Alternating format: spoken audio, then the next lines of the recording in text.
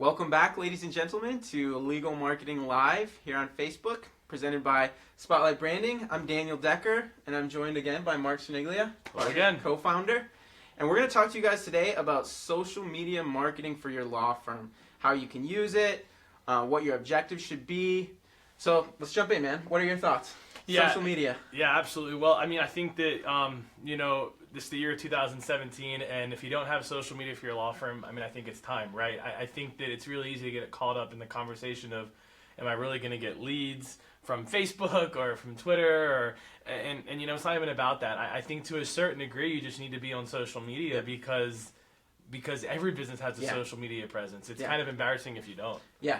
I think you touched on something there, though. The key, I think, before you jump into social media is defining your objectives. What are you expecting to get out of social media? And what you kind of just touched on is that leads and traffic to your website probably shouldn't be the initial, it shouldn't be the ultimate objective. If you get leads and if you get website traffic through your social media presence, fantastic. But let's talk a little bit more about kind of what we really think the approach should be as opposed to what a lot of people think it is, which is I'm going to jump on Facebook, I'm going to tell everybody what I do, and I'm going to get a flood of business through Facebook. What are your thoughts there? I mean, the first thing that comes to mind is to leverage social media for your business the same reason you might personally. I mean, it always shocks me how often, lawyers sometimes, and a lot of businesses, I think, miss the obvious, which to me is, first and foremost, your social media presence is meant to help you stay in touch with people who already know you or your firm. So past clients, referral sources, whether you have a social media page or not for yourself, you would typically at least know that others use it to stay in touch with their friends. And regardless of your thoughts on that, personally, a business can use it to stay in touch with people who already know. So I always like to, and that's not the end of the conversation, but I always think, I feel like that should be enough even. Even if that's all there was, that was the only benefit, I think that's huge, right? No, I agree with you. I think that people like to overcomplicate social media sometimes. It's like this big mystical thing. And in reality, social media is another way to talk to people. It's another way to connect with your friends, colleagues, referral sources, whoever it may be. So to your point, I think first and foremost, use it as a way to stay in touch with people. We talk a lot about how important top-of-mind awareness is, particularly when it comes to referrals, because the biggest obstacle for referrals is often just making yourself top of mind and educating your network so that they recognize the opportunity when it presents itself, right? And we're all so busy and we all meet so many people every day that it's just easy for you as a lawyer to get pushed lower in somebody's mind, and so you're not there when the opportunity arises. Social media, Facebook, LinkedIn, Twitter, whatever it is, gives you a great way to just talk to people on a regular basis, and all of a sudden you're the person that they think of when that opportunity arises. So I agree with you completely. And I feel like that's helpful too, because it kind of influences the kind of content you're going to create, right? I mean, how do you feel like it kind of, what kind of content would you create knowing that maybe your first priority is using your social media to stay connected with people? Yeah, no, great question. I think the first thing is what not to do, which is use it as kind of like a one-way just sales pitch all day long. It should be a conversation. It should be about providing value. It should be about giving people a reason to continue to pay attention to you. So let's say you run a family law firm and you deal with divorce often. Maybe you're posting third-party articles from magazines. Huffington Post has a great divorce section that are giving people tips on everything from deciding do I need a divorce, how can I save my relationship, to okay, it's time for divorce, how do I go through this process without going insane, without my kids suffering, and then you get to okay, recovering from divorce, moving on, all of that. I think all of that is great, and all of that is something that somebody who is either considering divorce or in the divorce process is going to appreciate. So no, don't make it about call me for your divorce. Make it about here's this great content for you that I think is going to help you. And it doesn't just have to be third-party stuff. Obviously, like we would talk about, you should write, as an attorney, you should write blogs about this stuff. You should share your own expertise. Last week. Yeah, exactly. So I think it starts there. I think it's giving people practical information, educating them. I mean, what are your thoughts? Well, no, I think so, because I think that the way I like to think about it is, if one of my main priorities of social media is to kind of stay in touch with people and stay connected, I want to remind them what I do. But I think the beauty of it is there's multiple ways to do that, right? I mean, you can, sharing third-party articles about divorce and family law still reminds them what you do. But then if you also share some links to your own website, I think that's really big. Yeah. But like to your point, every time you share a link to your website on social media, it doesn't have to be a sales pitch. Exactly. You can be linking to one of your blogs. You could be linking to a free resource. You could even just be linking to one of the practice area pages on your website and say, to learn more about blank, click here. It's not a sales pitch. You're just saying for more information. But the beauty of that, and the reason that's really important is because you have to understand that even the people you already know, they forget about you, or they forget what you do, or they know you do this one thing and not this other thing. So social media is just a really great, almost kind of passive way to just constantly remind them what you do by sharing some blogs, by sharing some links to your website, by sharing some third-party articles.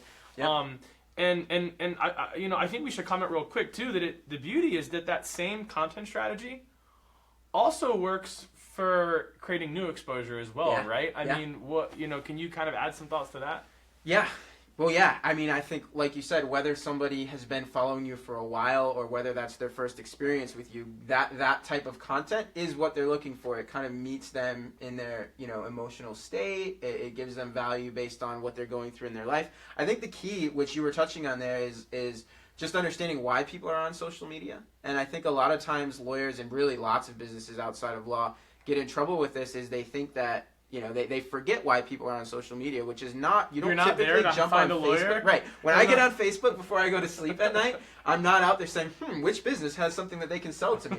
No, it's like, I want to see what my friends are up to, see what pictures, they posted, see what their kids are up to, read the latest political rant. We all love seeing that on Facebook. But what I'm not looking for is like an overt sales pitch. So if you make your Facebook page or any of your social media profiles all about just selling your product, 90% of the time or more, it's going to fall on deaf ears. And then what happens is people stop paying attention to you. Because part of what Facebook does with their algorithm is as you post content, Facebook notes how often people who see it engage with it. And so if you're posting content that's getting a lot of likes, a lot of comments, a lot of shares, Facebook's thinking to themselves, okay, this page produces content that people actually care about. And that's Facebook's mission. They want to show more people. They want to show that content to more people. Versus if you're posting stuff that nobody's commenting on, nobody's liking, nobody's sharing, they're like, all right, people aren't that interested in this page, and therefore we're gonna actually throttle down their exposure, and less people are gonna see them. Now there are ways around that. Obviously, you can. When we suggest you use a boosting strategy as well, where you actually pay for some exposure. But regardless of whether you pay for it or not, it's far more effective if it's actually engaging to people. So I think that's the key. Is it should be relevant content. It should be content that's engaging. Gives people. You can be funny, right? You can make jokes. Obviously, it needs to be appropriate to the context of your brand. But like, let your personality show a little bit. Have fun with it. Doesn't have to be stuffy. And I also, you said something about kind of like people don't go on Facebook to be sold to, but I want to dispel one myth that I feel like is out there, and that's the idea that, to that point, I'm going to annoy people, who see my content on social media because we're still talking about the business posting here, right? We're not talking about what you do with your personal Facebook or Twitter. So if I go on Facebook and I see, someone who I do business with, if I see the content from their firm, I think there's a myth out there that that's going to annoy me. Right. And honestly, I mean, one of the easiest ways to dispel that myth is to ask yourself if you get annoyed when you see posts from places you do business with. And look, there are exceptions. You might be the guy or gal out there who, yes, that annoys you. But I actually promise you that when it's someone you know, it doesn't bother you, right? Totally, but it also depends on how you position that content. Like, if it's just like point. Kind of like an abrasive sales pitch, even if it's someone I do business with, I'm probably not going to be thrilled to see that over and over. But I think your point is right on. I think especially attorneys, are so hesitant and self-critical that they're afraid to put something out there and they just think nobody's going to like it. But I think you're exactly right. I think people enjoy seeing that stuff. I mean, I've been in the room with clients of ours who are at like a networking event, and I just happen to be with them, and people just come up to them and are like, "I'm seeing you everywhere," right. And they're not complaining. They're like saying it as if like, wow, you're becoming a really big deal. Well, and it's almost like a badge of honor for the client, right? It's like, they're working with you, and all of a sudden they see you all over Facebook, and it's like, wow, now your perceived value for them just rose because it's like,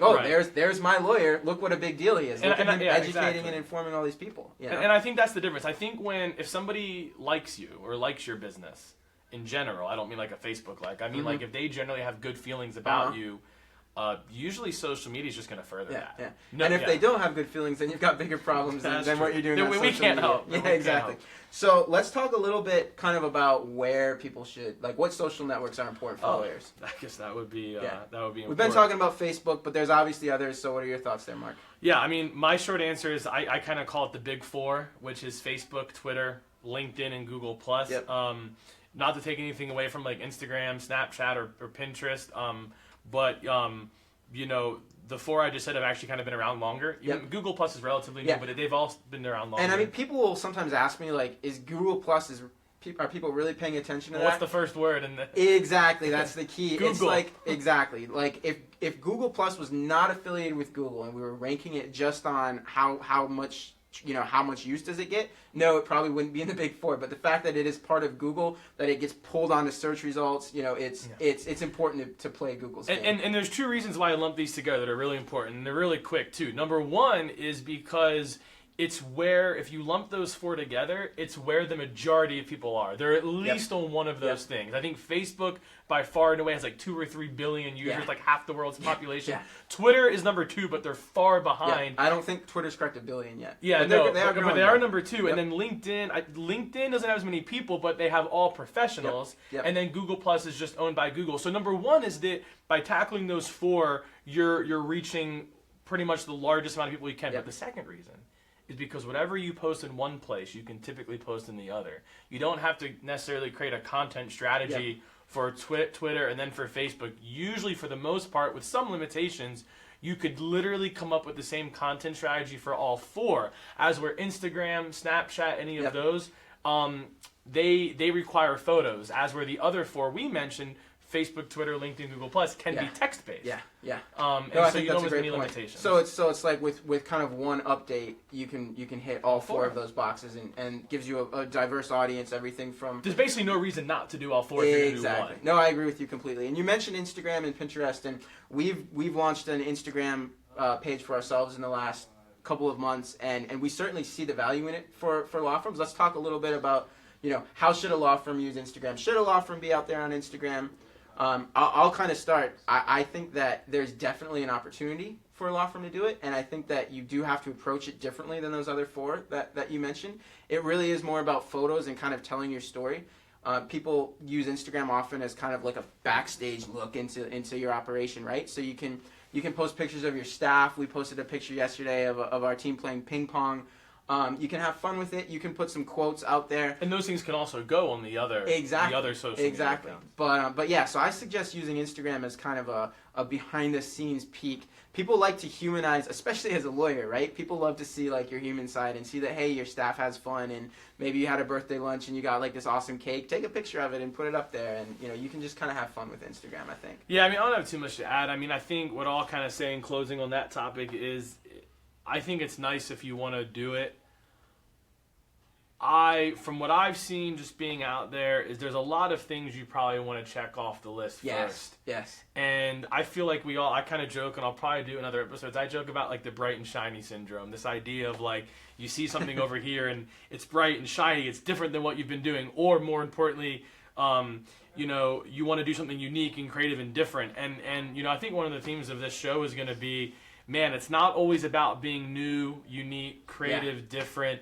Sometimes there are some very basic things you need to do to properly build your brand, communicate your authority. And I think Instagram is one of those things right now where it's really vanity for a law firm to have it. I'm not saying there aren't some lawyers doing special things out there. I'm not even saying don't do it. I'm just saying get the foundation in place first. There's a lot of things you should check off first. I personally feel agree with that. I agree with that completely. So we're actually already running short on time here. So let's try to talk about this for a second, which is how do you integrate social media with your broader marketing strategy? And I think this is an area where some people go wrong. They view social media as like this thing that exists in isolation, and it's like you have a social media strategy, you don't really have a clue of how to integrate that with everything else. So the first thing I'll say with that is just leverage everything else that you're doing, right? If you're getting out there and networking your butt off, and you're just meeting all these great people, speaking, any of that, but like networking, so snap pictures, right? Snap a picture with this this awesome person you just met and throw it out there on Facebook and use that to kind of build your credibility by association. If you're speaking, absolutely get your assistant to take pictures, or someone in the audience, ask them to take a picture and then throw that up on your Facebook page. And it's like all of a sudden this instant credibility because now you're a recognized speaker. And it goes beyond that too. I mean, your blog entries, your video, big cases that you want, if you make that public and you want to put out a news release, just use social media as just another communication channel to get that out there. Well, I think it's important to remember to reuse media. Yeah. You know, so I mean, just because you publish a blog once and post it on social media, I mean, there's no reason that next month, maybe for the next couple of months, you can't continually do 2 or 3 more social media posts sharing that blog post. Right. You know, or as our own strategy for our clients, we're always linking back to their practice. Like, we're always sharing their practice area pages and things like that, like what we call static pages. So content that doesn't change, it's static. We're always still sharing that content every month. You know, because not everyone's seeing it. So it's funny. Sometimes we talk about, the question is, how do we best integrate social media with the rest of our marketing? Really, you could almost argue the question should be flipped, right? It's, you've actually got all this marketing material out there that maybe you don't realize you have. And if you have a website and you have almost every page on your website could be its own thing shared on social media, and that could be done repetitively, at least once or twice a month. And bam, right? If you got 5 pages on your website, now you've got 5 or 10 things you can post every month on social 100%. media. Plus all the things you're talking about. No, completely. And hey, I should have mentioned earlier too, one kind of resource we created to hopefully make it easier for you guys if you're out there wondering what type of content you should be posting. We put together an infographic about a month ago, and we're going to throw a link to it in the comments right now. So I suggest you click on the link, download it, print it out, and give it to whoever's in charge of your social media. If it's your assistant, or if you're doing it yourself, stick it on your desk. It's just a nice little menu of types of content that you can post to kind of create that consistent stream that Mark was talking about, because it really is all about consistency. And I think we can wind down here. It's about being consistent, both in terms of how often you're posting, right? You need to not just disappear. People need to hear from you repetitively. It doesn't do you any good to get fired up about social media, post a couple times, and then disappear for a month and then come back, because you lose all your momentum at that point. So you need to get consistent in terms of your schedule of posting, and you also need to be consistent in the brand that you're presenting. We've talked a lot about kind of defining your brand in the previous episodes, and whatever you post on social media, it should go through that prism of consistency with that brand, so that when any post that people see, because they're not all going to see everything that you post, but every post that they see kind of furthers your brand. Anything to add on that? No, not at all. I just want to reiterate, download the infographic. I think you're going to find it recaps a lot of things we said here, but it's going to put something in your hand or on your computer. And also, we want to know what you think of it, right? Because we love creating infographics, and we will create any little helpful materials like that you guys find helpful. But we need your comments. We need your feedback. So please go down in the comments and download that and leave us a thought or two on what you thought. Yeah, awesome. Cool. Well, I think we'll wrap it up there. Thank you guys so much for joining us. We'll be back same time, same place. So we'll see you next week.